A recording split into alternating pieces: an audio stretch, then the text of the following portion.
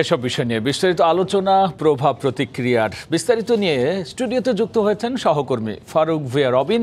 যাচ্ছি তার কাছে। রবিন, এই যে পাশের দেশ ভারতের পাশে থাকার বার্তা নিয়ে আপনার রিপোর্টেই দেখছিলাম, এই যে তাদের বার্তা, এই বার্তার মধ্যে দিয়ে আসলে গুরুত্বপূর্ণ কি কি বিষয় স্পষ্ট হলো? না, ভারত আসলে নয়াদিল্লির তরফ থেকে আসলে মানে ওয়াশিংটনকে যে বার্তা দেওয়া হয়েছিল সেখানে কিন্তু যে মোটা দাগে কয়েকটা বিষয় কিন্তু বেশ উল্লেখ করার মতন। একটি হলো যে বাংলাদেশের আগামী জাতীয় সংসদ নির্বাচনকে সামনে রেখে যে ভারত এই বিষয়গুলো যে তাদের বার্তা যে আটলান্টিকের ওপারে দেওয়ার চেষ্টা করেছে সেটা কিন্তু প্রতীয়মান। তো সেখানে কিন্তু যে ভিসা নীতি কিংবা যদি বলতে যায় যে জামাতের ইস্যু কিংবা যে প্রধানমন্ত্রী শেখ হাসিনার বাংলাদেশের ক্ষমতায় থাকার ফলে যে আঞ্চলিক ইস্যুতে যে কি প্রভাব পড়ছে বা মানে ভূ রাজনৈতিক ইস্যুতে সেই সব বিষয়াশয়গুলোতে কিন্তু যে মার্কিন যুক্তরাষ্ট্রের কাছে নয়াদিল্লি কিন্তু যে তার বার্তা বা তার অবস্থান সেটি কিন্তু একেবারেই পরিষ্কার করে নিয়েছে। এবং সেখানে কিন্তু আমরা যেটি দেখতে পাচ্ছি যে মানে ভারত যে বাংলাদেশের পাশে থাকতে চাচ্ছে সে বিষয়টি কিন্তু যে মানে প্রতিবেশী দেশ ভারত সেটি কিন্তু যে স্পষ্ট করলো। এবং সেখানে কিন্তু যে বিষয়টি ভারতের তরফ থেকে বলা হয়েছে সেটা হলো যদি শেখ হাসিনাকে দুর্বল করা হয় তাহলে নয়াদিল্লি কিংবা ওয়াশিংটন দুপক্ষের জন্যই কিন্তু যে ভূ রাজনৈতিক ইস্যুতে আসলে যে ক্ষতির কারণ এবং যে কোনো পক্ষের জন্যই যে বিষয়টি যে সুখকর হবে না সেই ইঙ্গিত বা সেই বার্তা সেটি কিন্তু নয়াদিল্লির তরফ থেকে ওয়াশিংটনকে দেওয়া হয়েছে। এবং অন্যদিকে যে বাংলাদেশের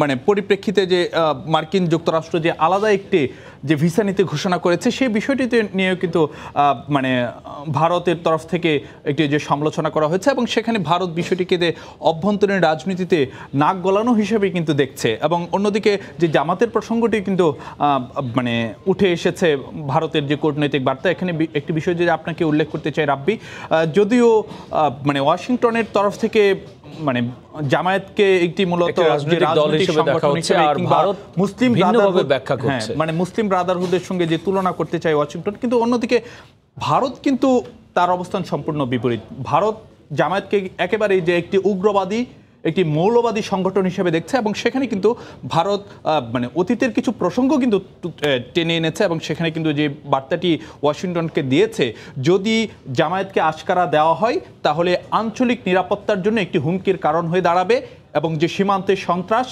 সেটি আসলে যে বাড়বে। এবং একই সঙ্গে কিন্তু যে আফগানিস্তানে তালেবানের উত্থান সেটিও কিন্তু যে ভারত তার বার্তায় তুলে এনেছে এবং সেই বিষয়টি কিন্তু যে ওয়াশিংটনের নজরে এনেছে। এবং অন্যদিকে আজকে কিন্তু মানে ঢাকায় ভারতীয় হাই কমিশনার জাতীয় শোক দিবসের একটি আলোচনা সভায় কথা বলেছেন এবং সেখানে দ্বিপাক্ষিক ইস্যুটি নিয়ে কিন্তু যে তাদের কথাবার্তা এসেছে এবং সেখানে তিনি বলেছেন 1971 সালের মহান মুক্তি সংগ্রামের ভিত্তিতে বাংলাদেশ ও ভারতের মধ্যে যে মৈত্রী রচিত হয়েছিল তার ভিত্তিতেই কিন্তু যে আগামীতে চলবে এবং সেই জায়গাতে বাংলাদেশের উন্নয়নের ক্ষেত্রে ভারত যে পাশে থাকবে এবং অন্যদিকে মানে সন্ত্রাস, জঙ্গিবাদ, অসহিষ্ণুতা এবং যে সহিংসতা প্রতিরোধে ঢাকার পাশে থাকার বার্তাও কিন্তু যে ঢাকায় নিযুক্ত তার মানে এই যে পাশে থাকার ভারতের যে বার্তা তার সাথে সুর মিলিয়ে দেশটির হাই কমিশনারও আজ কথা বলেছেন। হ্যাঁ ঠিক, আপনি ঠিক একই কথা বলছেন। অর্থাৎ তিনি যে কথাটি বলছেন যে বাংলাদেশের যে অগ্রযাত্রা কিংবা যে উন্নয়ন সেই ক্ষেত্রে বাংলাদেশের পাশেই থাকবে ভারত। এই বিষয়গুলো নিয়ে কিন্তু যে রাজনৈতিক মহলও আলাপ আলোচনা হচ্ছে সেই বিষয়ে আমাদের হাতে আসলে যে দুটি প্রতিবেদন রয়েছে পরপর আমরা সেটি দেখে এসে তারপর ফিরছে বাকি আলোচনায়। দর্শক, যদি আপনাদেরকে জানাতে চাই, যদিও এতদিন অন্য দেশের বা পশ্চিমা দেশ কিংবা যুক্তরাষ্ট্রের ক্ষেত্রে যেই কথাবার্তাগুলো বলে আসছিল সেটিকে বিএনপির তরফ থেকে স্বাগত জানানো হলেও ভারতের ক্ষেত্রে কিন্তু উল্টো সুরে কথা বলছে বিএনপি এবং সেখানে তারা এটিকে হস্তক্ষেপ হিসেবে দেখছে। এই সংক্রান্ত একটি প্রতিবেদন রয়েছে, দেখে নিচ্ছি।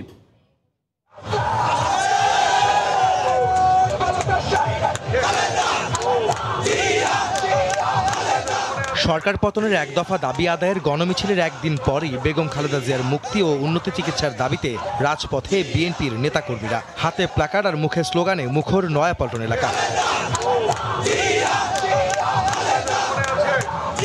শনিবার বিকেলে রাজধানীর নয়াপল্টনে দলটির কেন্দ্রীয় কার্যালয় থেকে পদযাত্রা শুরু করে ঢাকার উত্তর ও দক্ষিণ মহানগর বিএনপির নেতাকর্মীরা। কাকরাইল, মালিবাগ, মৌচাক হয়ে মগবাজারে গিয়ে শেষ হয় মিছিলটি। মিছিল পূর্ব সংক্ষিপ্ত সমাবেশে বেগম জিয়ার স্থায়ী মুক্তির দাবি করেন দলটির নেতারা। বিদেশিদের দিয়ে সরকারের শেষ রক্ষা হবে না মন্তব্য করে দলটির নেতারা হুঁশিয়ারি দেন, এক দফার কর্মসূচিতে হামলা হলে পাল্টা জবাব দেবে বিএনপি। হাসিনা ক্ষমতায় থাকলে আমাদের নেত্রী জানা যাবে আমরা দিতে পারবো কিনা 100% সন্দেহ আছে। মহাসচিব মির্জা ফখরুল ইসলাম আলমগীর বলেন, বেগম জিয়াকে মুক্তি না দিয়ে বন্দী অবস্থায় তার কিছু হলে তার দায় সরকারকে নিতে হবে। এ সময় তিনি দাবি করেন, বিদেশিদের সহায়তায় ক্ষমতায় টিকে আছে সরকার। আমরা জানি এই দেশে যে সরকার এরা বিদেশের উপরে নির্ভরশীল করে টিকে আছে, কিন্তু কোনো বিদেশি এগিয়ে আসবে না জনগণের সেই উত্তাল জনগণকে হবে।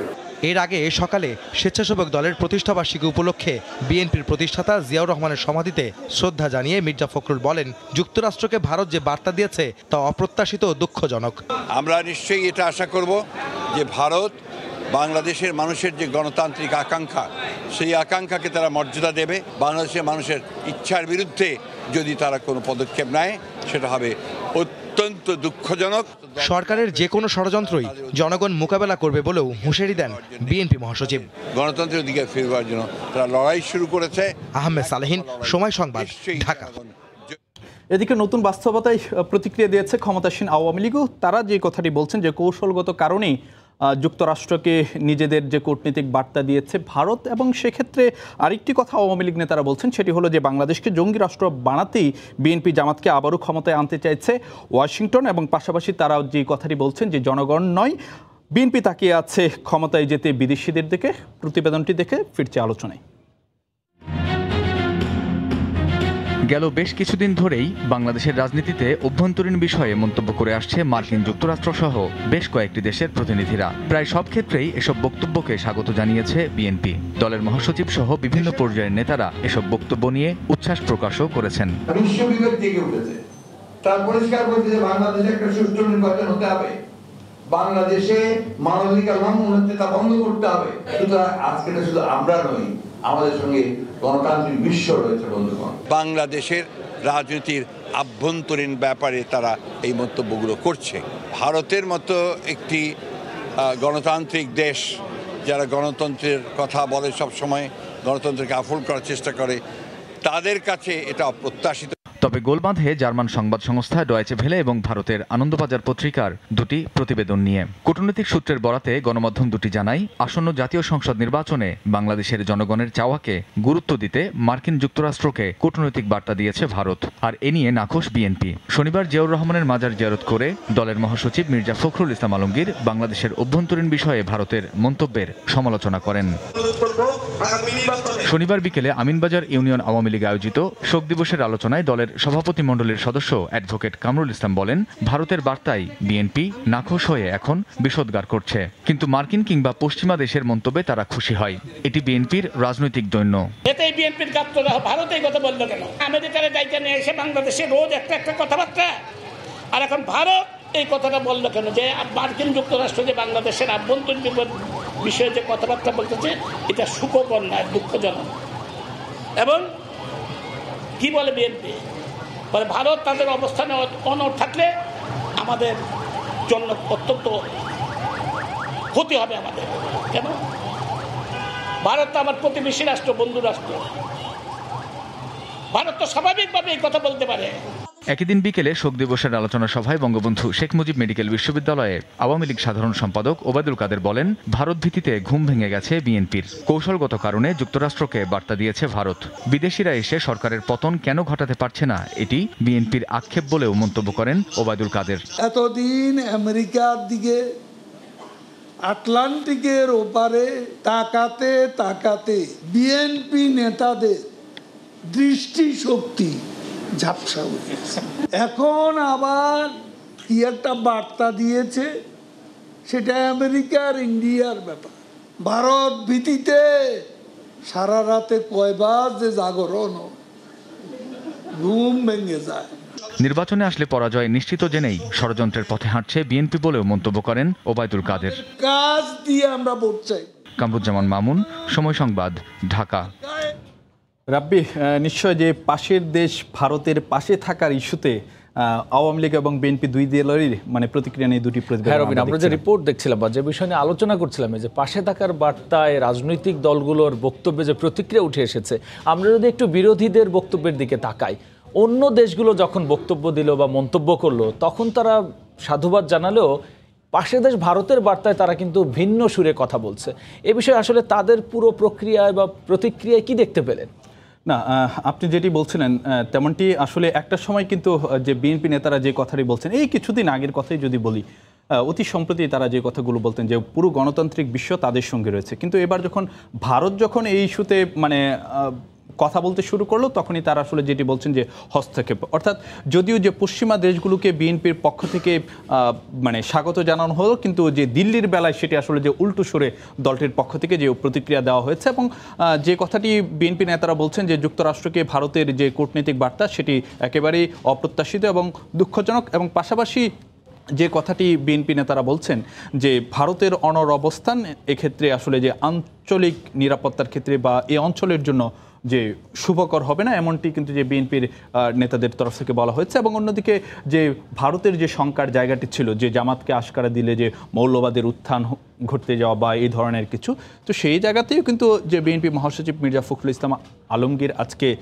যেটি বলছেন যে বাংলাদেশে মৌলবাদের উত্থানের আসলে যে আগামী দিনে কোনো শঙ্কা নেই, এই ধরনের কোনো সম্ভাবনা নেই, এমনটি বলছেন। আর আরেকটি কথা বিএনপি নেতারা যেটি বলছেন যে বিএনপির তরফ থেকে যে আন্দোলন সংগ্রাম সেটি চলবে এবং তার ভিত্তিতে সরকারকে সরে যেতে হবে, ক্ষমতার থেকে সরকারকে ছেড়ে দিতে হবে এবং বিদেশিদের কথায় আসলে যে কোনো ধরনের কাজ হবে না। রাব্বি, সেক্ষেত্রে রবিন, ক্ষমতাসীন দলের নেতারাও তো বক্তব্য দিয়েছেন, তারা এই যে নতুন মেরুকরণ নিয়ে তাদের প্রতিক্রিয়া কি ছিল? না, নতুন বাস্তবতায় কিন্তু যে ক্ষমতাসীন আওয়ামী লীগের নেতারাও কিন্তু যে আজকে একাধিক কর্মসূচিতে তারা তাদের প্রতিক্রিয়া জানিয়েছেন এবং তারা যেই কথাবার্তাগুলো বলছেন যে সেটি হলো যুক্তরাষ্ট্রকে ভারত যেই বার্তাটি দিয়েছে, যে কূটনৈতিক বার্তা দিয়েছে সেটি আসলে যে তাদের কৌশলগত জায়গা থেকে দিয়েছে, কারণ কিছু কিছু জায়গাতে যে অভিন্ন কিছু কৌশল বা অভিন্ন কিছু স্বার্থ ভারত বা যুক্তরাষ্ট্র উভয়েরই রয়েছে এই অঞ্চলে, তো সেই আঞ্চলিক নিরাপত্তার জায়গা বা আঞ্চলিক সহযোগিতার জায়গা বা যে পুরো অঞ্চলের যে স্থিতিশীলতার জায়গা থেকে কিছু কিছু বিষয় থাকে, সেই জায়গাতে হয়তো যে ভারত তার বার্তা যে ওয়াশিংটনকে দিয়েছে। এবং অন্যদিকে যে বিএনপি যে আগের যে অবস্থান, অর্থাৎ অন্যদের সময় যে স্বাগত জানিয়েছিল এবং এখন যে ভারতের বেলায় যে সমালোচনা করছে, এটিকে আওয়ামী লীগ নেতারা বলছেন যে এটি বিএনপির রাজনৈতিক দৈন্যতা। এবং অন্যদিক দিয়ে যে কথাটি বলা হচ্ছে যে বিদেশিদের হস্তক্ষেপের সুযোগ কিন্তু বাংলাদেশে যে বিএনপি করে দিয়েছে, এমনটাই আওয়ামী লীগ নেতারা বলছেন। এবং সে জায়গাতে তারা বলছেন যে বিদেশ নির্ভরতার মাধ্যমে আসলে যে ক্ষমতা বদলের কোনো সুযোগ নেই, বরং জনগণই যে ক্ষমতার জায়গাটি সেটি নির্ধারণ করবে এবং আওয়ামী লীগের আস্থা রয়েছে জনগণের ক্ষেত্রে। আর যে ভোটের ক্ষেত্রে বা নির্বাচনের ক্ষেত্রে বিএনপির তরফ থেকে যেই দাবি করা হোক না কেন, যে অন্যান্য দেশে যেভাবে ভোট হয় বাংলাদেশে সেভাবে ভোট হবে এবং এই ঠিক একই বার্তা মানে ইউরোপীয় ইউনিয়ন বা যুক্তরাষ্ট্র সহ অন্যান্য দেশকে বা পশ্চিমা দেশগুলোকে দেওয়া হয়েছে। রবিন, আলোচনা অংশ নেওয়ার জন্য আপনাকে অসংখ্য ধন্যবাদ। পাশের দেশ ভারতের পাশে থাকার বার্তা এবং এ নিয়ে রাজনৈতিক দলগুলোর প্রতিক্রিয়ার বিস্তারিত নিয়ে আলোচনার জন্য স্টুডিওতে যুক্ত হয়েছিলেন সহকর্মী ফারুক ভিয়া রবিন।